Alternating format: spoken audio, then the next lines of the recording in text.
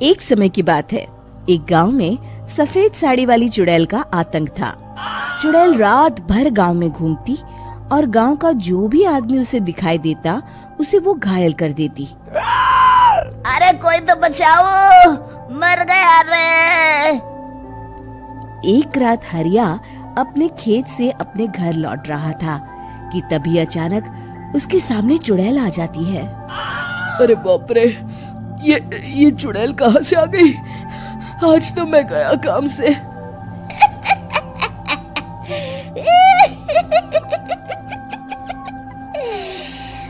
आज मुझे मेरा शिकार मिल गया। अरे चुड़ैल दीदी, मुझे छोड़ दो। जैसे ही चुड़ैल हरिया की तरफ बढ़ती है, हरिया वहाँ से भाग जाता है और अपने घर के दरवाजे पे पहुँचता है। अरे भगवान, जल्दी से दरवाजा खोलो, मेरे पीछे चुड़ैल पड़ी है। हरिया की पत्नी जल्दी से दरवाजा खोल देती है। अरे आप इतना हाफ क्यों रहे हैं? अरे मेरे पीछे चुड़ैल पड़ी है, आज तो मैं बाल बाल बच गया। जल्दी से सभी दरवाजे और सभी खिड़कियों को बंद करके बत्ती बुझा दो। तभी चुड़ैल हरिया के घर के पास पहुंच जाती है। अरे वो आदमी कहाँ गायब हो गया? मैं भी देखती हूँ आखिर कब तक बचेगा। मैं अपने शिकार को इतनी आसानी से नहीं छोड़ती। इतना कहकर चुड़ैल वहाँ से चली जाती है। वहीं दूसरी तरफ हरिया और उसकी पत्नी दोनों अपने घर की खिड़की से ये सब देख रहे होते हैं। अरे बाप रे, ये तो बड़ी डरावनी चुड़ैल थी।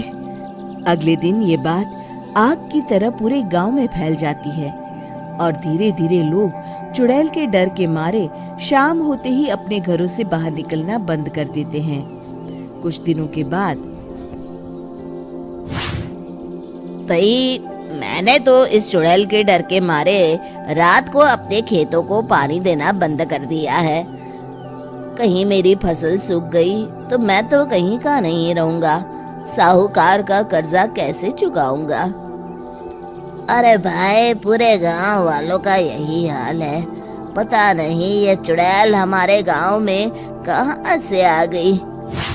फिर एक दिन गांव के पास वाली नदी के किनारे एक बहुत बड़े तांत्रिक के आने की बात कुछ गांव वालों को पता चलती है। वो लोग जाके ये बात गांव के मुखिया को बताते हैं। मुखिया जी, नदी के किनारे एक बहुत ही पहुंचे हुए तांत्रिक बाबा आए हैं। हमें उनसे मदद मांगनी चाहिए। मैंने सुना है वो बड़े बड़े भूतों और चुड़ैलों को अपने वश में कर लेते हैं। मुखिया जी सभी गांव वालों को लेकर उस तांत्रिक के पास पहुंच जाते हैं। ओम फट स्वाहा, ओम फट स्वाहा। तभी तांत्रिक अपनी बंद आंखों को खोलकर कहता है, क्या बात है? तुम सब लोग यहाँ क्यों आए हो? मुखिया जी उस तांत्रिक को सारी बात बता देते हैं।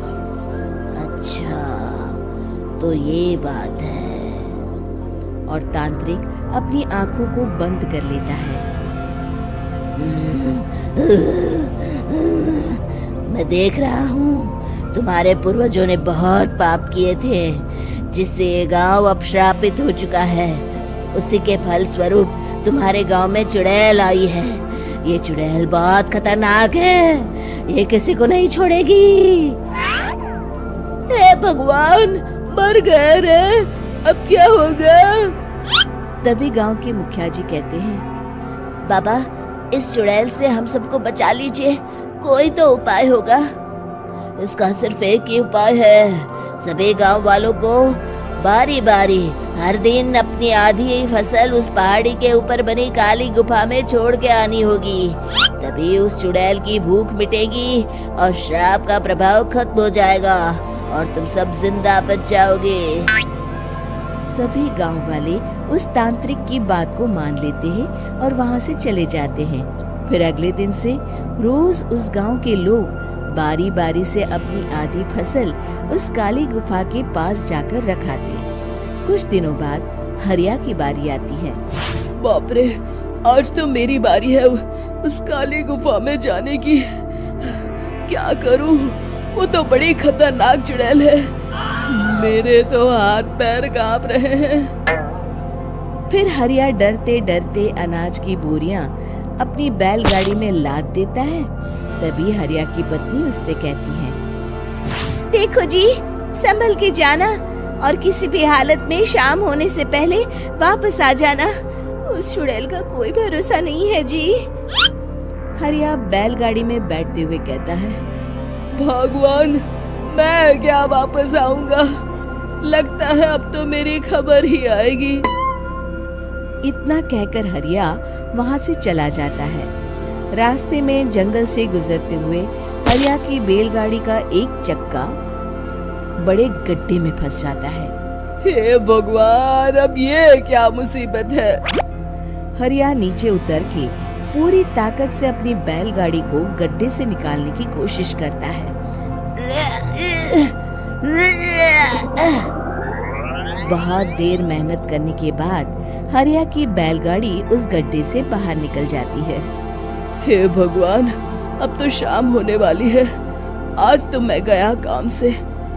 जैसे तैसे हरिया काली गुफा में पहुंच जाता है। अरे मर गया रे, यहाँ तो चारों तरफ डरावना माहौल है।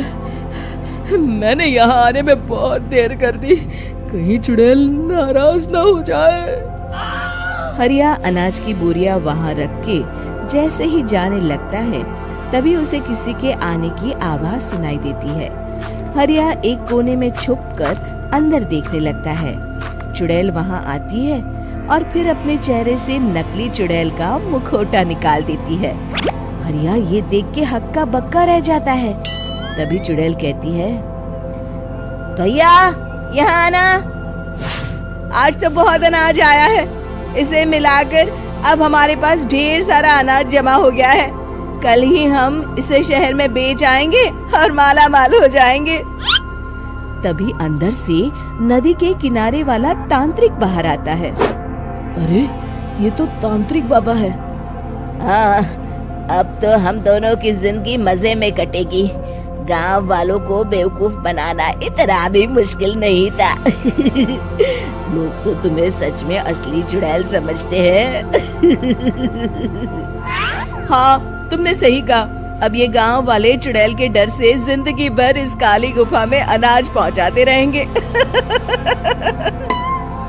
अच्छा, तो ये बात है।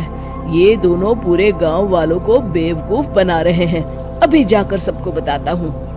हरिया उन दोनों की पूरी बातें सुन लेता है और जल्दी से वापस गांव में आता है। गांव वालों को पूरी बात बता देता है। इससे पहले वो दोनों हमारा अनाज लेकर शहर जाए, हमें उन दोनों को पकड़ना होगा। उधर दूसरी तरफ नकली तांत्रिक और नकली चुड़ैल बनी औरत एक बड़ी गाड़ी में सारा अनाज लाद के वहां से निकलने की तैयारी कर रहे होते हैं।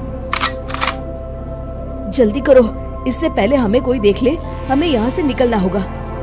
और तभी वो दोनों देखते हैं कि सामने से सभी गांव वाले अपने अपने हाथों में मशाल लेके आ रहे हैं। दोनों बुरी तरह डर जाते हैं। रुक जाओ, तुम दोनों का भांडा फूट चुका है। अरे मर गए रे, ये गांव वाले कहाँ से आ गए? तुमने क्या सोचा इतनी आसानी से यहाँ से निकल जाओगे? ये अनाज हमने अपने खून पसीने से दिन रात खेतों में मेहनत करके उगाया है।